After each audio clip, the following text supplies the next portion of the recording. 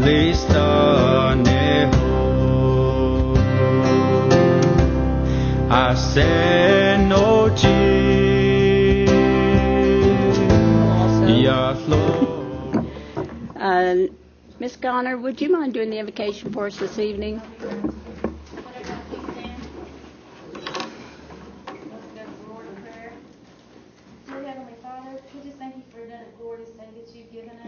We ask that you be with us throughout this meeting as we make decisions for the people of this tribe. We ask that you be with those who aren't here with us this evening, those who need strength, whether they're ailing or whether they're hurting inside. Lord, we just ask that you provide your healing with your helping hand. We ask that you be with those servicemen and women who are overseas. Lord, we ask that you just bring them home safe and sound to their families. We thank you for the many, many blessings that you bestow upon us, and we ask for your forgiveness on the times where we fall short in your eyes. And all these things we ask in your heavenly name. Amen. Amen. Amen. Thank you, Ms. Connor. Roll call. Bill Anglin. Here. Bill John Baker. Here. Jack Baker. Here. Audra Connor. Mahoney. Joe Crittenden. Here. Meredith Fraley. Here. John Garvin. Here. Chuck Hoskin. Here. Bill Johnson. Here. Taylor King. Honey. John Keener. Honey. Jackie Bob Martin. Linda O'Leary. Melvina Shophouse. Mahoney. David Thornton. Present. Kara Cowan Watts. Mahoney. Phyllis Sargent. I do. We have a quorum.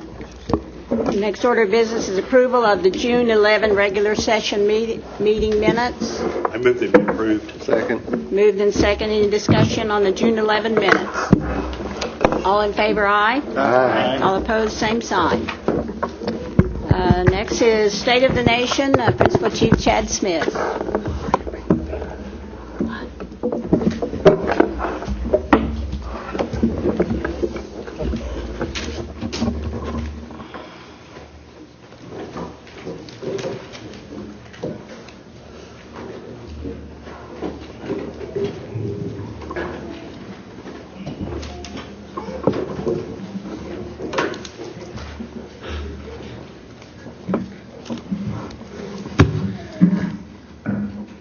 Good evening. It's my privilege to appear in front of you on this July 16th, the State of the Cherokee Nation. First, let us pay our respects to friends who have passed from this life this last month.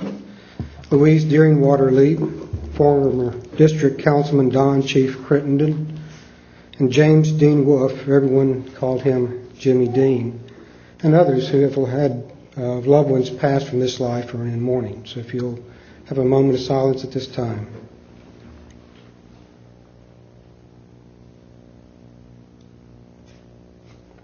Widow. I'd like to ask Deputy Chief Joe Grayson to join me in honoring our veterans. Gary Lester. Gary was born in 1949 in Chakotah and graduated from Oklahoma High School in 1967. He enlisted in the Air Force in 1970 as a fuel specialist in the Vietnam War. He was an aircraft refueler on B-52 bombers at Anderson Air Force Base, Guam. He was honorably discharged from the Air Force in 1974. Then he enlisted in the Oklahoma Air National Guard and served as a full-time supply sergeant on the 138th Combat Support Squadron in Tulsa. In 1979, Gary enlisted in the Oklahoma National Guard as a unit administrator and was assigned to Camp Gruber training site. In 1981, he converted to active Army. He retired in January of 1998 as Sergeant First Class with 28 years of military service. Since his retirement, Gary has continued to serve his country and the Cherokee Nation. Gary is a veteran service officer for the Oklahoma Department of Veterans Affairs and assists veterans and their dependents throughout northeastern Oklahoma in getting the benefits to which they are so entitled. Gary lives with his wife and his family in Braggs. Thank you very much, sir, for your service.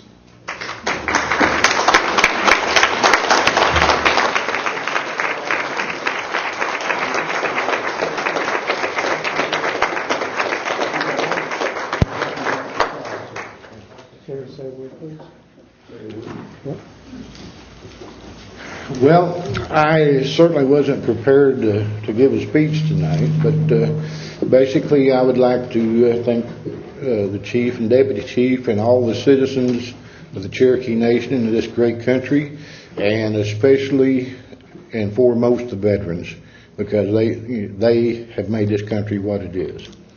Thank you. Please check this certificate card and see which one it is. No, that's not it. We need to bring. We have a certificate for you, but they're not quite ready, so. Next is Calvin Eugene Transu. Is that correct? Transu? Are you here, Calvin? Calvin was born on 1925 on a farm in Nowata County to Charles and Louisa Transu. He was the fifth of 9 children and entered into the service active in 1943 as an electric crane operator in the 592nd Engineer Boat and Shore Regiment as a cargo foreman, 271. Calvin served in New Guinea, South Philippines, Pacific Theater, and was later assigned to Seoul, Korea. Decorations awarded to Calvin include the Asiatic Pacific Service Medal, the Philippines Liberation Medal with 2 bronze stars, World War II Victory Medal, Bronze Service, Arrowhead Pacific Theater, and the Good Conduct Medal. Calvin's military career ended in 1948. One special memory that he has was when he and his brother Aaron rode the interurban rail system from Coffeyville, Kansas to Independence, Kansas to register their discharge paper. Calvin, are you here? Let's give him a round of applause.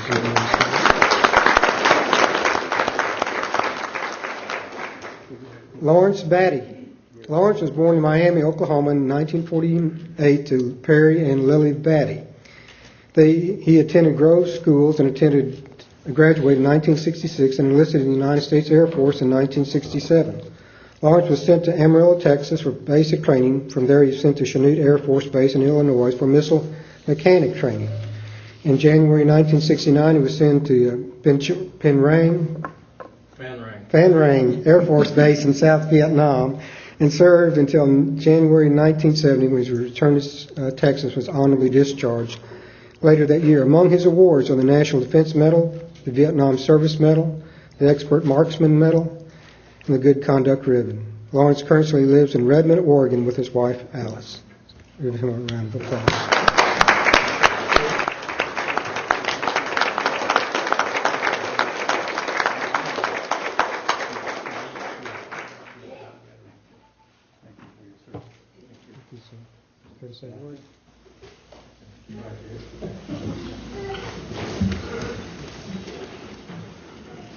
I would just like to thank all the citizens of the Cherokee Nation, this council, the chief, deputy chief, for this award.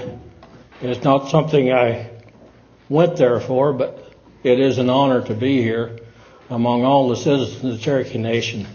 I thank you. Calvin? Give him this, David. You present him. Okay. This we can just say. Okay. Perry Batty.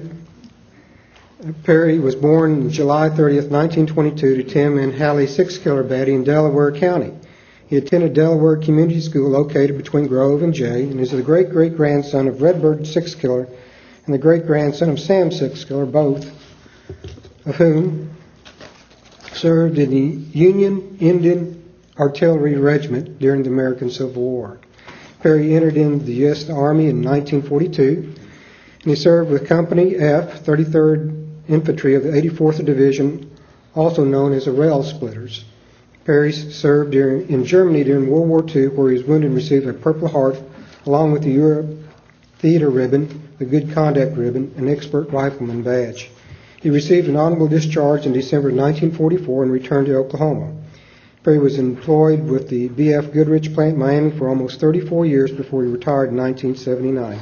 He still resides in Delaware County with his wife, Lily. Thank you, sir, for your service.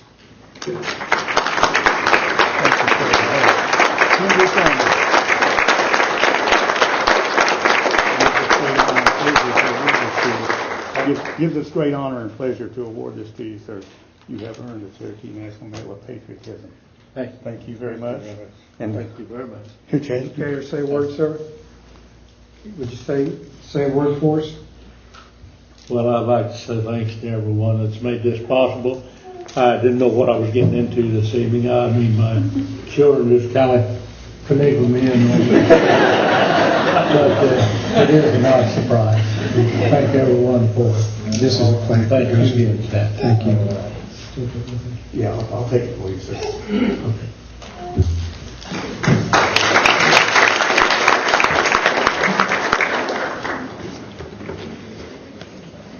Community Services has been working very hard, finishing up the Blue project and starting on an 8-mile water line project for the Dry Creek community. In fact, I was out at Dry Creek today and they started digging and laying pipe. These self-help community projects are important to our people. And tonight I want to honor a gentleman who's been a great example to others. James Lee Baker worked over and above the call of duty in the water line at Blue. He was there every day except when he had a doctor appointment. Between April 11th and May 9th, a little less than 1 month, this Cherokee citizen worked 300 hours to help his community. He is a shining example of Godoogie, and we thank him tonight. Mr. Baker, please come forward and let's express a bit of our appreciation. And is Billy Hicks here? Billy, would you come down and say a word also?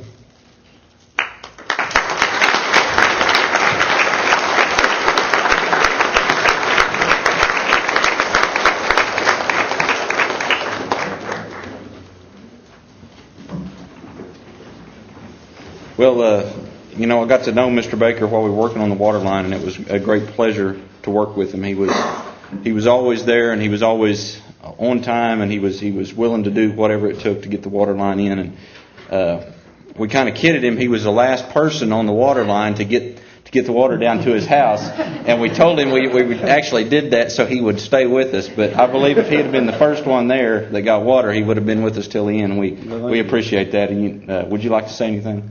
Well, ladies and gentlemen, I don't feel like you owe me any appreciation. It's more that I owe you. Appreciate it. Thank you.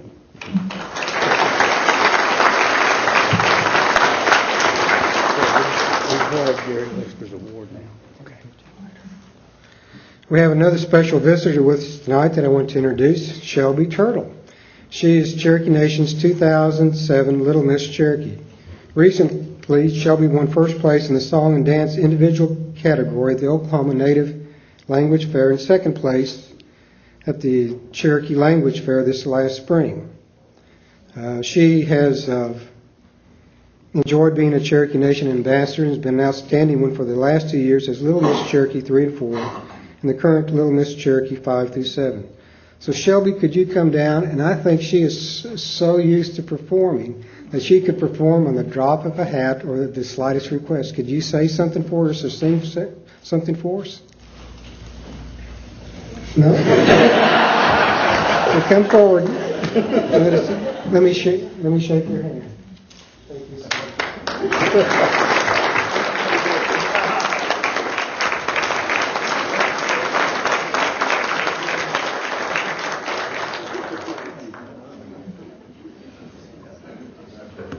Okay, she's going to sing us a song, right? Okay.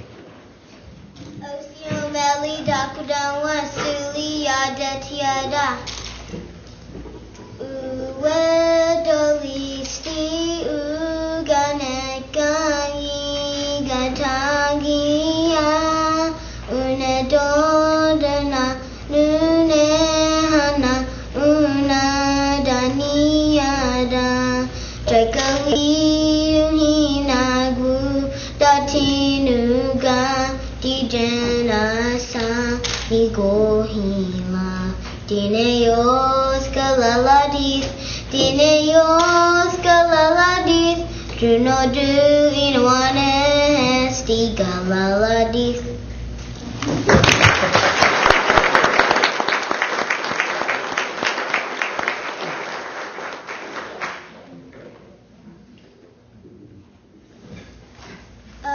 Adodadaya Daneli Jisa Oga Jelly Jaika Wiyuhi Oga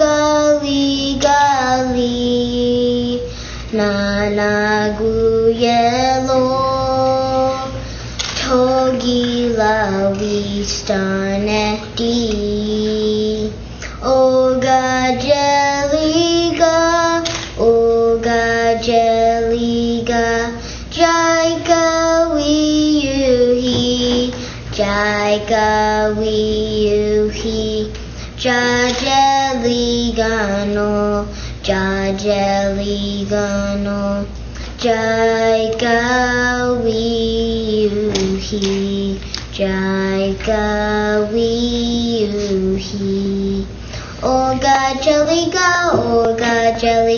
Jaika Wiyuhi Jaika Wiyuhi Jajeligano Jajeligano Jaika Wiyuhi Jaika Wiyuhi.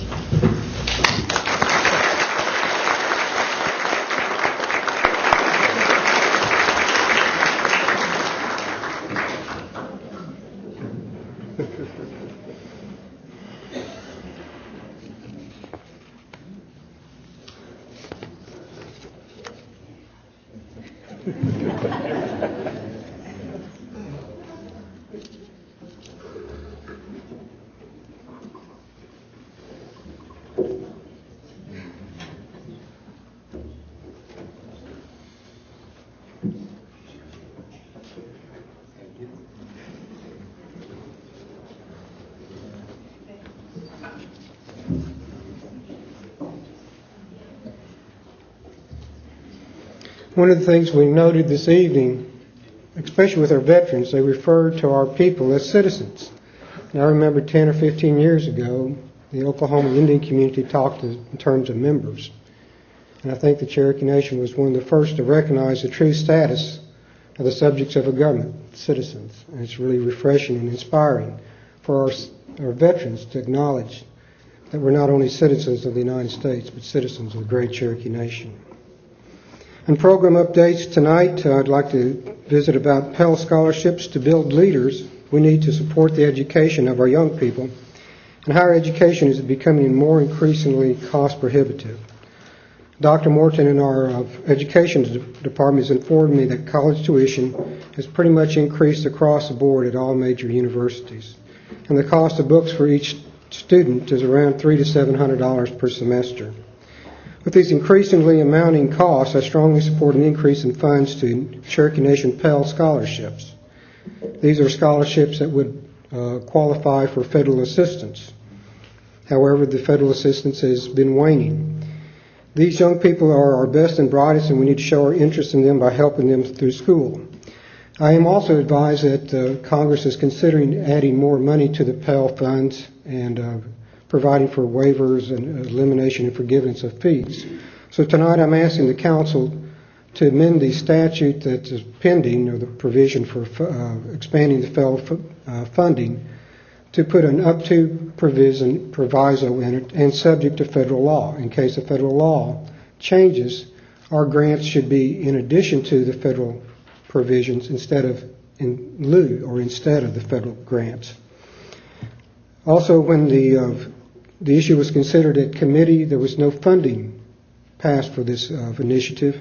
And tonight I ask the council to fund that initiative in the amount of $825,000, and I ask you to amend the agenda to do so. Cherokee Nation Emergency Management has been coordinating emergency responses to the flooding problems in Miami and the water in South Coffeyville with local agencies since July 2nd. And I had an opportunity the first night in Coffeyville to run 160 gallons of water up to that community. It was before the oil spill was discovered, and the community was very appreciative. And following days, Cherokee Nation delivered thousands of gallons of water.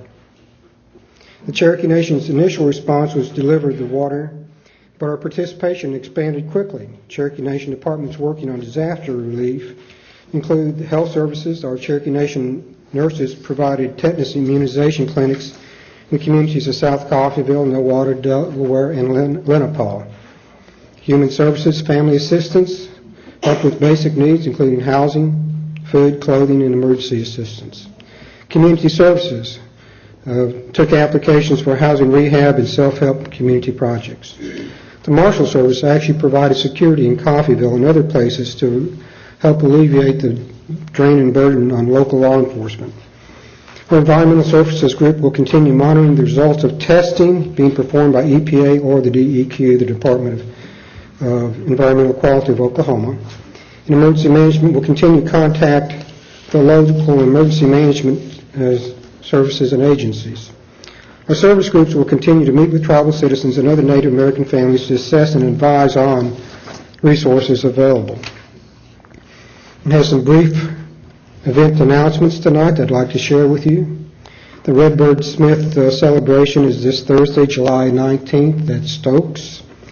The Redbird Smith Health Clinic Center Annex open house will be held on July 25th at noon in Salisaw. The inauguration celebration of the Cherokee Nation's elected officials will be held on Tuesday, August 14th. It will start at 9 a.m. at our courthouse in downtown Tahlequah, and that's the time for newly elected officials to be sworn into their next term. District 1, Cherokee County, and District 2, Adair County, have runoff elections for council member seats. The election will be held on Saturday, July 28th from 7 a.m. to 7 p.m. The same polling sites as last time. If you have any questions about elections, please contact the Election Commission, 800-353-2895. To wrap up my State of the Nation tonight, I want to thank the Cherokee people for their vote of confidence during the last month's elections. Joe Grayson and I are honored to serve our people for another 4-year term. Particularly, I'm pleased that the Cherokee people voted by a margin of 2-1 to affirm our decision of 4 years ago to keep the BIA and the people in Washington, D.C. out of our constitutional process. By removing the federal government from our Constitution, we have made the nation stronger. I'm disappointed in the actions of some of our elected officials who publicly voted to put the resolution on the ballot, but then went out and deceived the people as to its implications. Some council members voted to reject this opportunity to govern ourselves by telling people our funding would be cut if the measure passed. Let me show you some signs distributed at the polls encouraging our people to vote no on the resolution. Don't buy the lie, vote no. Vote for our rights that are federal funds.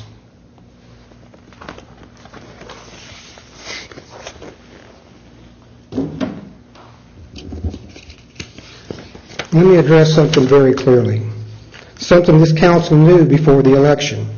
The BIA has never threatened to cut off our funding. In fact, I have a letter here from the BIA saying quite the opposite.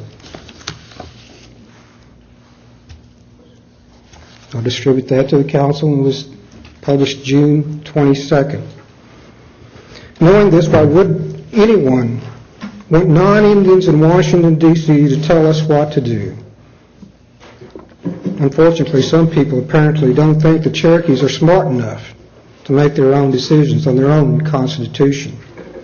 Some people apparently think Cherokees are second-class citizens who need someone else to make their decisions for them. Some people don't think Cherokees should be making their own decisions about their own government and think that the federal government has our best interest at heart. Let me tell you a few of the policies that the federal government has come up with claiming to have the Cherokee Nation's best interests at heart. The Trail of Tears, which killed 1 out of every 4 Cherokees. Allotment, which turned us from a rich nation into a landless society in a decade. And chiefs appointed for a day rather than elected by the people. Our ancestors would be rolling over in their graves if they knew our officials were espousing patronage and paternalism, subjecting themselves to the whims of a bureaucracy in Washington, D.C. Here are the facts, undisputed by the BIA, that they do not intend to cut our funding and never have. They do not oppose being removed from the constitutional process, but instead have given every signal that they agree. And I have now a July 11th letter that I'll pass to each of you that recommends by the area director to remove the BIA from our constitutional process.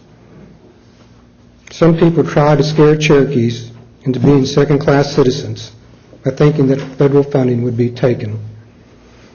They want us to take orders from the BIA rather than the Cherokee people themselves. And that's wrong.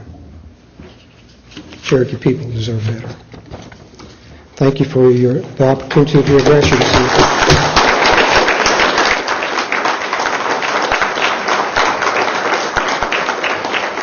That concludes my State of the Nation. Widow.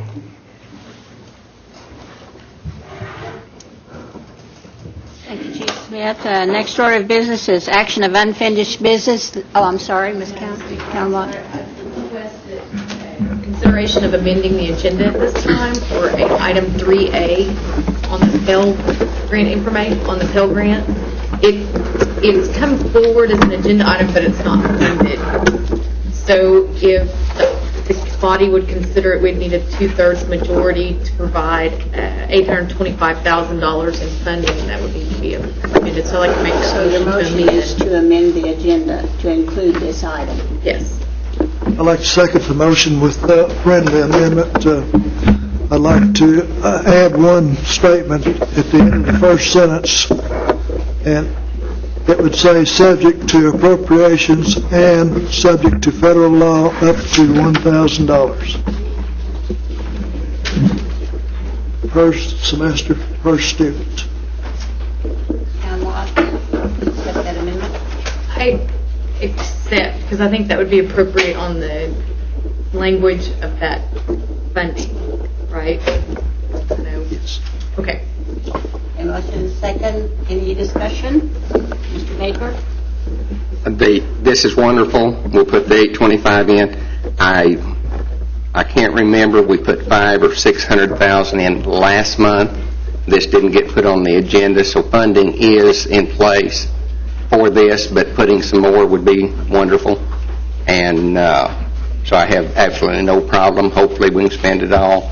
But we had, as a council, discussed that we would put that in last month, and then we would, in the budget process, we would fund it for the second semester. So doing it now is wonderful. Mr. President, Chief Smith? it is not in the budget. We evaluated that, and that's why we have brought it forward.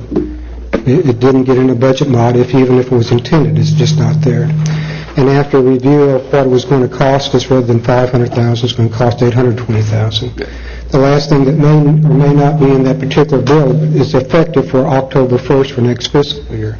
So it needs, with this amendment with the budgeting, it'll be made effective for this fiscal year and in time for distribution for the academic year coming. Any other comments, questions? All in favor of amending the agenda to include this as item 3A. 3A. 3A. Oh, okay, 3A. Signify by saying aye. Aye. All opposed, same sign. Okay.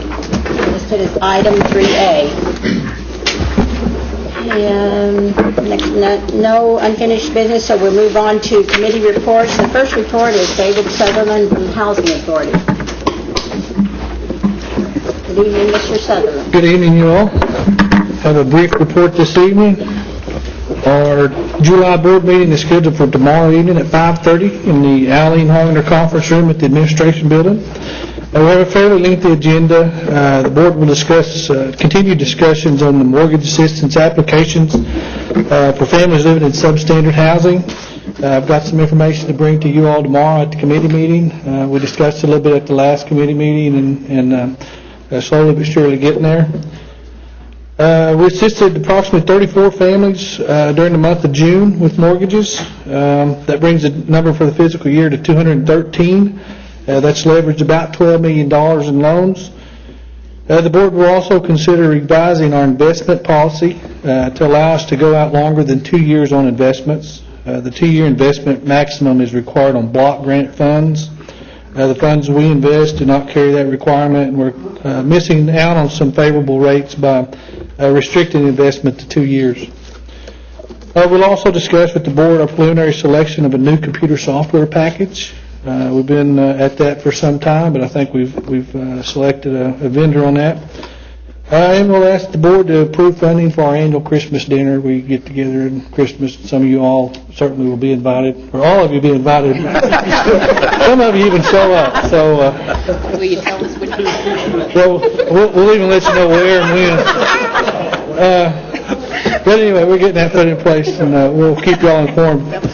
The Hollister reauthorization passed out of the House Financial Services Committee about a week ago. There's some hearings in the Senate later this month. The bill's moving at a snail's pace, but at least it's moving, so we're proud of that. The Southern Plains Indian Housing Association meeting will be next week at the casino up at Catoosa. We've held our last two meetings there, spring and summer. For some reason, there's a big turnout when it's up at the casino, so looking forward to that. And that's my report for the evening. If anyone has any questions, I'd sure try to answer them. Any questions? Oh, Mrs. Connor? Thank you, Madam Speaker. Mr. Sutherland, I know we have committee meeting tomorrow, but I wondered if you could provide some information if you don't already have it with you. I had several constituents that had received final notice on maintaining their yards, and were told that it would be about a $300 expense to each citizen if the Housing Authority had to come out and provide that mowing service. Could you, I don't know if you know offhand, I'd like to know how many folks received those letters and what areas, what counties or housing areas might have received those. If you could bring that information tomorrow. I'll sure get you some info on that. Okay, thank you. Thank you, Madam Speaker. Yes. Any other questions? Mr. Sutherland? Thank you, David. Thank you. Next report is Cherokee Nation Enterprises, David Stewart.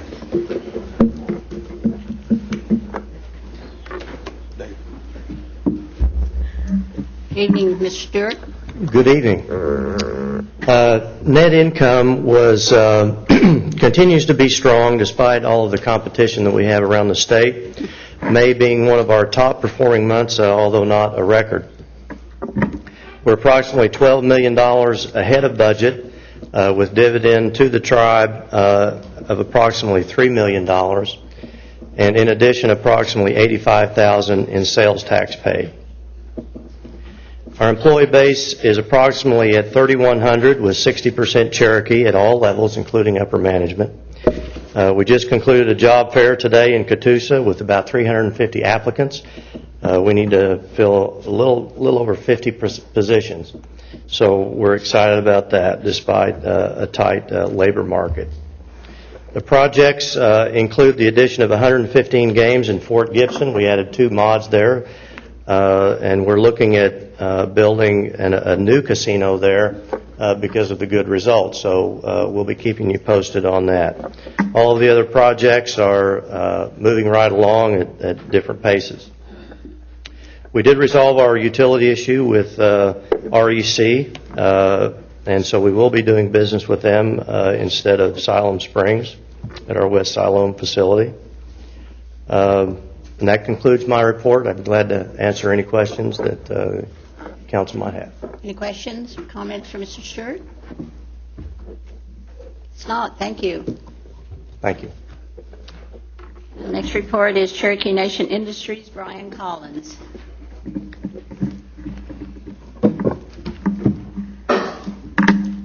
Evening, Mr. Collins. Good evening, Madam Speaker and Council. Congratulations. Thank you. Thank you. As of June 30, monthly sales was $9.8 million.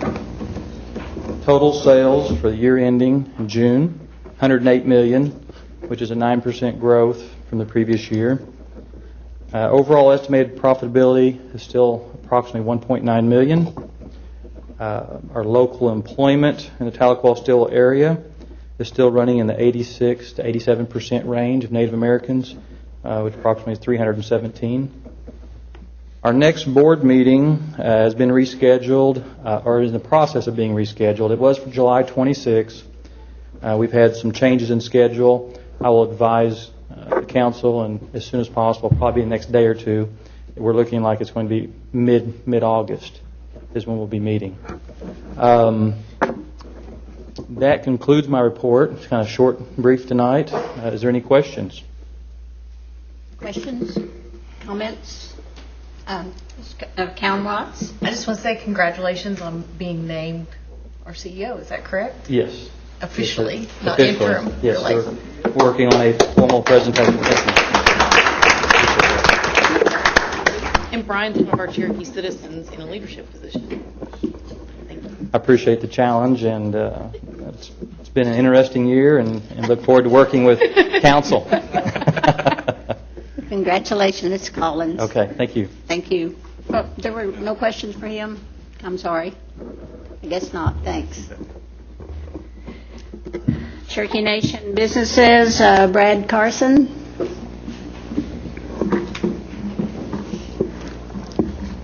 Evening, Mr. Carson. Good evening, Madam Speaker.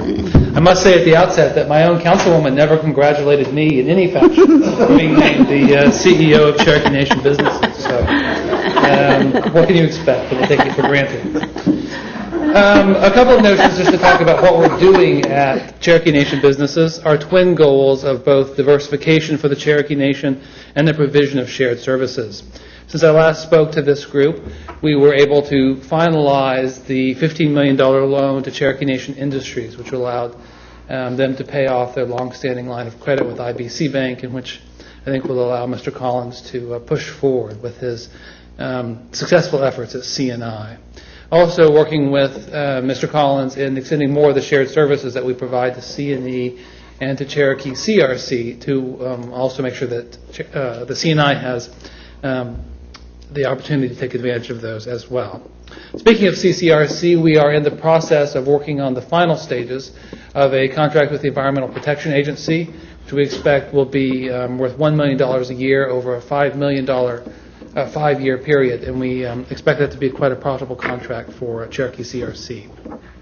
Working with Dave Stewart and his management team, we are in the process of a rather extended and important work in establishing the capital budgets for all of the entities over the next 3 years. And so they have some ambitious plans at their various locations. As one of our shared services, we evaluate the merits of those opportunities, make recommendations to the C&E board, to the C&B board as well. And as the Jobs Growth Act asks us to do, establish kind of priorities among the various entities for capital projects over the next 3 years. We, of course, also have Cherokee Services Group, a new company we have formed. It is an 8A company under the Small Business Administration. We've had the first few contracts for CSG, and we look forward to expanding it as a company that can provide a number of services to the federal government marketplace and to the private sector marketplace as well.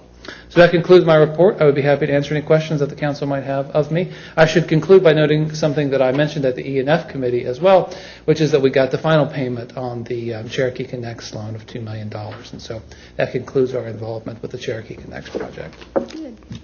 Any questions, comments for Mr. Carson? No? Thank you. All right. And congratulations, too. He has fully claimed Rogers County, and he has no ties to Stillwell. Next item is old business. There being none pending, we move on to new business. First item is an amendment to our court rules and jurisdiction. Last month this was brought forward. It was tabled by Mr. Keene, and the amendment covered in particular Supreme Court jurisdiction. It was vetoed due to technical flaws, and Mr. Keene tabled the action to reach a compromise with the Justice Department. And Mr. Keene, do you want to say anything on that? Yes, thank you, Madam Speaker. It is my honor to bring forth this act known as the Judicial Reform and Jurisdiction Act of 2006. The purpose of this act is to establish jurisdiction of the Supreme Court over constitutional matters, provide for tribal council adoption of the court rules, and to codify the name change from the Judicial Appeals Tribunal to the Supreme Court and all laws and official documents of the Cherokee Nation. I humbly move for its approval. Moved and seconded. Any discussion? Any discussion? It is an act, so roll call. Bill Anglin? Yes.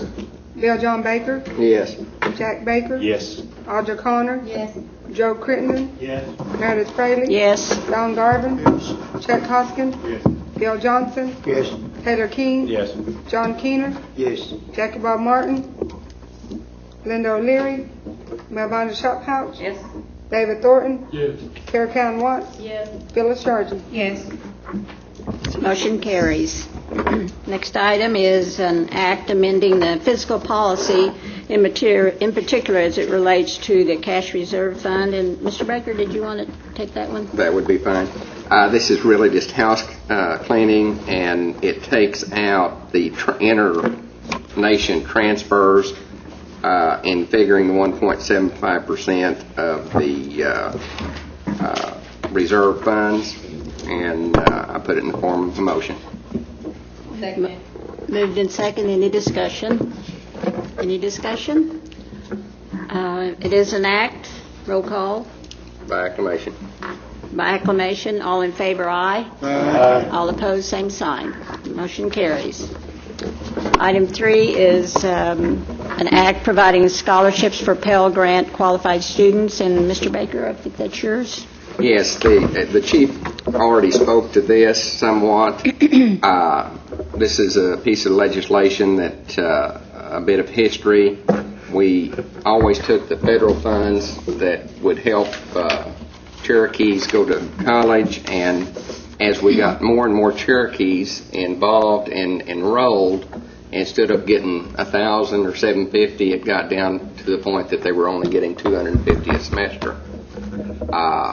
Where our non-Pell students, the ones whose folks make more money, were getting 1,000 a semester, and ours had creeped up to, I think, maybe 350 a semester last year.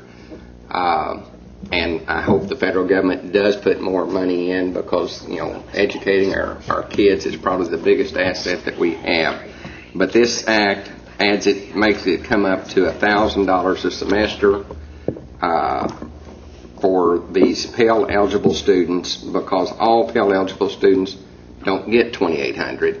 Some of them get as little as $250 from the federal government. We give them $250, and they're $500 short of what we give the non-Pell students. So I'm going to put this in the form of a motion to make it $1,000, and then it will be amended, I assume, in 3A. Moved in second. Any discussion? Ms. Calmer? Would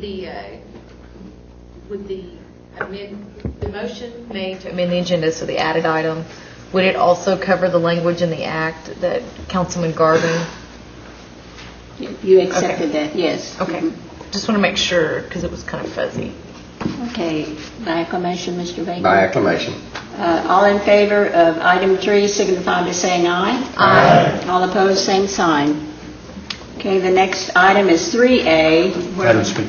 Oh, I'm sorry, Mr. Baker. Yes. I'd like to make a motion to approve $825,000 for higher education, to grant up to $1,000 per semester to the Pell students, subject to changes in the federal law. Second to motion. Moved in second. Everyone clear on this? Mr. Baker? What?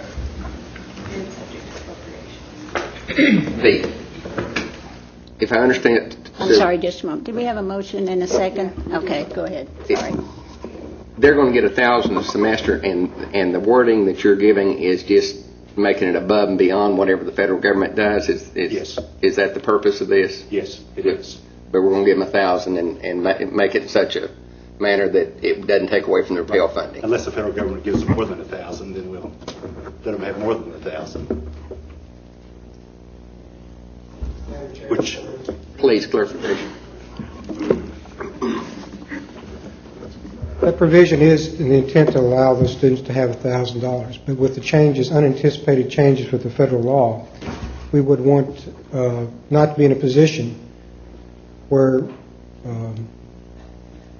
that our money would be counted in lieu of federal money. So that ours would be on top of the federal money rather than in lieu of the federal money. To bring them up to the 1,000. That's right, because we don't want the federal government saying, well, you're getting $1,000 from here, so we're going to take our $1,000 away. Right. We want everybody to use the federal government's money first. I'm clear there. Everyone clear? call Ms. for the Callan question. Watts. I'm sorry, she had her hand up. Madam Speaker, I just want to make sure that it is included that subject to appropriations too, is that language is in there? Mr. Baker. Which was in, Yes, I'll accept that. Okay, restate your motion, please. I'd like to make a motion to approve $825,000 for higher education, going up to $1,000 per semester to Pell eligible students, subject to changes in federal law and the appropriations. Okay. By acclamation? Yes. All in favor, aye. Aye. All opposed, same sign. Next item is, item 4 is a resolution authorizing submission of an application for youth services. Ms. Shopouch. Okay, this resolution is continuation of funding to supplement residential operation and supportive services to children and youth temporarily placed at the John A. Ketcher Youth Services. I put that in form of motion. Second. Moved in second. Any discussion? All in favor, aye. Aye. All opposed, same sign. Next, item 5 is an act. This act amends the comprehensive budget for 2007. It's Mod 8. Mr. Baker. Yes. This is the normal mod that brings the budget authority up to $450 million.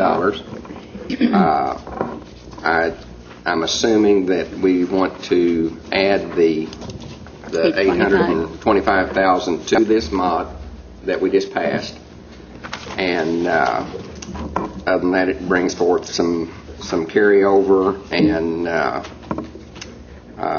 motor fuels tax and such, and so I put it in the form of a motion. second with the amendment. Go ahead. Just second with the amendment. Okay. Any discussion? All minds clear? By acclamation, all in favor, aye. Aye. All opposed, same sign. Motion carries.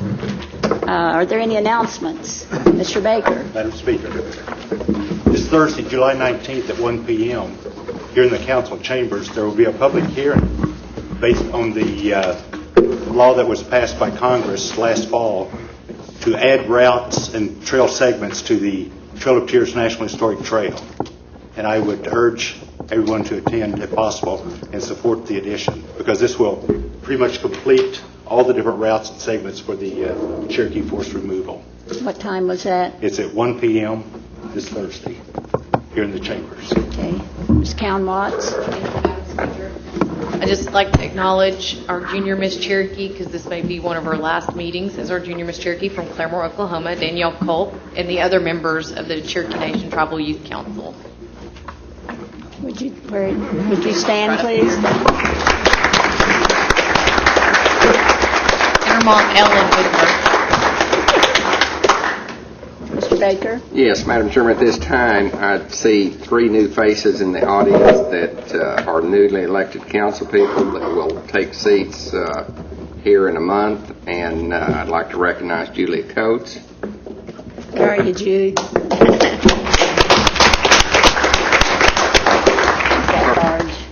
At large. Curtis Snell.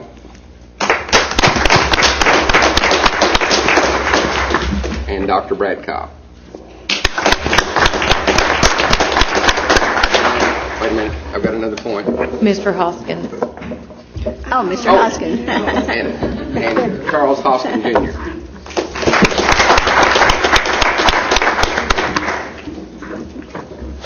Mr. Keene. Yes, Madam Speaker, I'd like to recognize one of my constituents from Omaha, Nebraska, and my baby brother, John Keene. Wave to his brother. That more appropriately known as John. John. Any other announcements? Ms. Connor? I would just like to remind everyone there is a runoff election July 28th. You can begin early voting at the Election Commission office from 9 to 5 on July 24th, 25th, and 26th. So get out and support your candidate. Thank you. Entertain a motion for adjournment. Move adjourn. Second. All in favor, aye? Aye. All opposed, same sign. You did really good there. 4 years. Less than an hour. He said it to me.